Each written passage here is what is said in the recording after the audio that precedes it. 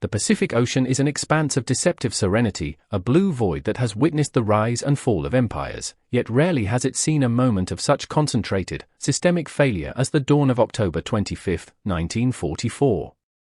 To understand the nightmare that unfolded off the coast of Samar, one must first understand the intoxicating scent of total victory that had clouded the judgment of the American High Command.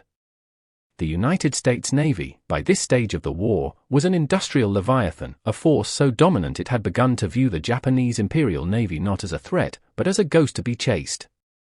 The invasion of Leyte was supposed to be the final nail in the coffin of Japanese maritime power. General Douglas MacArthur had made his dramatic return, and Admiral William Bull Halsey was prowling the waters with the Third Fleet, the most powerful naval strike force ever assembled. But in the shadowed rooms of the Japanese Naval General Staff, a desperate, suicidal gamble had been codified as Operation Sho-Go 1. It was a plan born of mathematical certainty that Japan could no longer win a conventional war, and thus, they would play upon the one weakness the Americans still possessed, the ego of their commanders. History often hinges on a single, unverified assumption. Halsey, aggressive to a fault, was convinced that the Japanese center force, led by Admiral Tokyo Kurita, had been crippled beyond repair after being hammered in the Sibuyan Sea. He believed the primary threat was now the Japanese Northern Force, a fleet of carriers positioned to the north. What Halsey did not know was that those carriers were empty husks, mere decoys designed to lure his massive shield of battleships and carriers away from the landing beaches of Leyte. Halsey took the bait.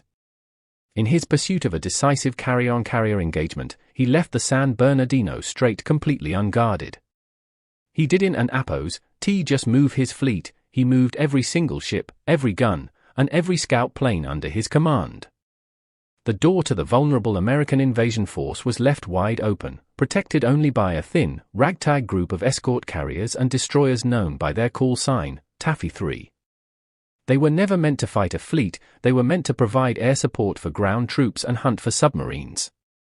They were the bottom of the barrel in terms of naval prestige. As the sun began to rise over the Philippine Sea, the men of Taffy 3 saw something on the horizon that defied every intelligence report they had received. Looming out of the morning mist were the massive, pagoda-like superstructures of the Imperial Japanese Navy and APO's, heavy cruisers and battleships. At the center of this formation was the Yamato, the largest battleship ever built, a vessel whose primary battery of 18-inch guns could hurl shells the weight of a car over 20 miles. The disparity was not merely tactical, it was existential. Admiral Sprague, commanding Taffy 3, realized in an instant that he was facing the main strength of the Japanese Navy with nothing but tin cans and jeep carriers. His escort carriers were slow, unarmored merchant hulls topped with wooden flight decks. His destroyers were small, built for escorting convoys, and his destroyer escorts were even smaller. It was a mismatch that, by all laws of naval warfare, should have ended in a massacre within minutes. What followed was not a retreat, but a defiance that shattered the Japanese command's perception of reality. Commander Ernest Evans of the USS Johnston did not wait for orders. Without a word of hesitation, he turned his small destroyer toward the entire Japanese fleet and ordered flank speed. The Johnston, a ship that could be sunk by a single direct hit from a Japanese cruiser, began a suicidal charge into the heart of the enemy formation. Evans knew that his only chance was to get close enough to fire his torpedoes. As the Johnston zigzagged through massive geysers of water kicked up by the Yamato's shells, the crew watched as the colored dyes used by the Japanese to track their splashes turned the sea into a surreal, kaleidoscopic nightmare.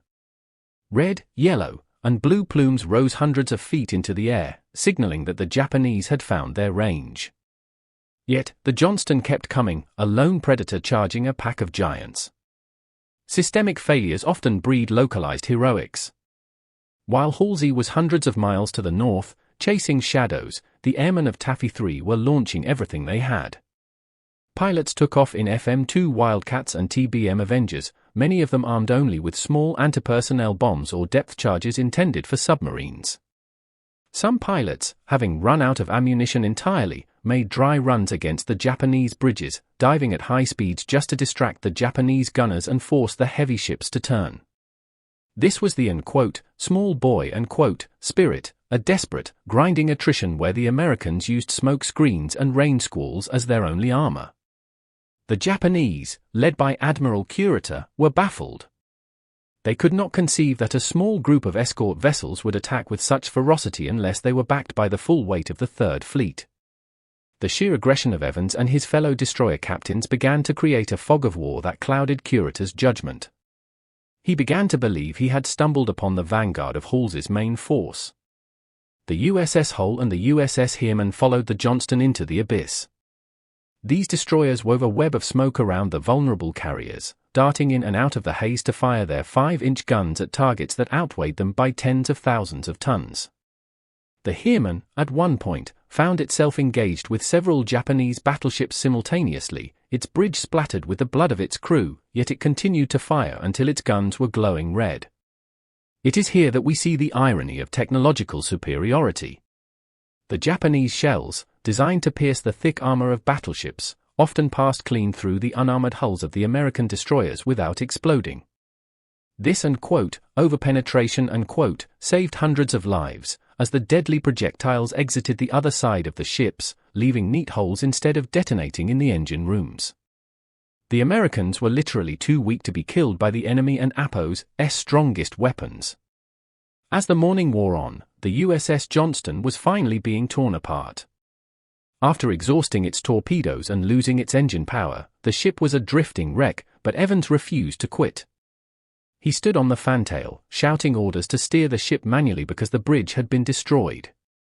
When the Johnston finally began to sink, the Japanese destroyer crews, moved by the sheer gallantry of their opponents, were seen saluting the American sailors as they drifted in the water. The sacrifice of the Johnston and the Hull bought the escort carriers precious time. But the Japanese heavy cruisers were closing in on the jeep carriers. The USS Gambier Bay became the only American carrier in history to be sunk by naval gunfire, a testament to how close the Japanese came to total victory. The shells from the cruiser Chikuma tore through the Gambier Bay and Appo's thin skin, and the ship capsized under the relentless pounding.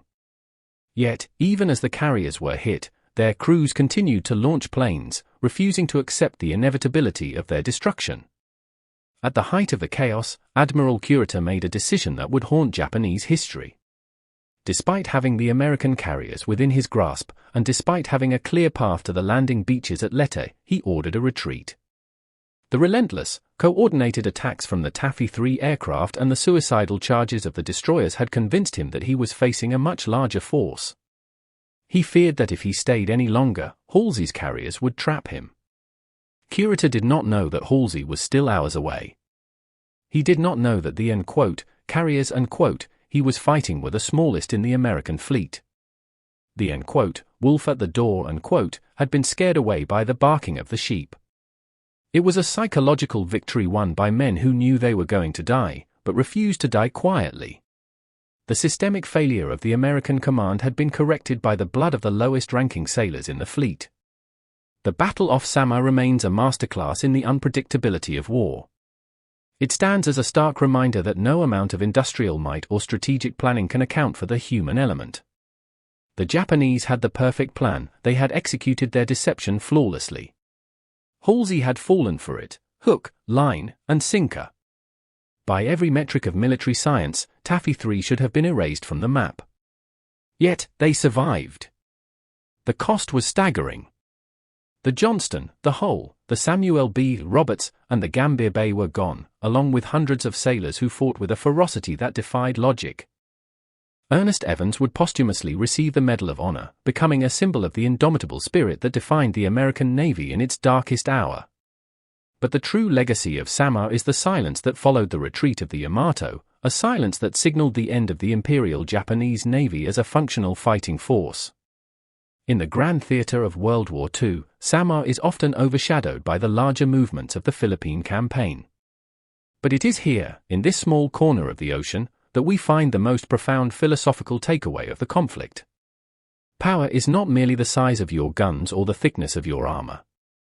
Power is the clarity of purpose in the face of certain death. The men of Taffy 3 did not fight because they thought they would win, they fought because it was their duty to protect the men on the beaches behind them.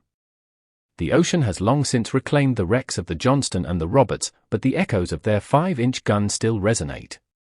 They remind us that systemic failures are inevitable when hubris takes the helm, but they also remind us that the courage of the few can occasionally change the course of history.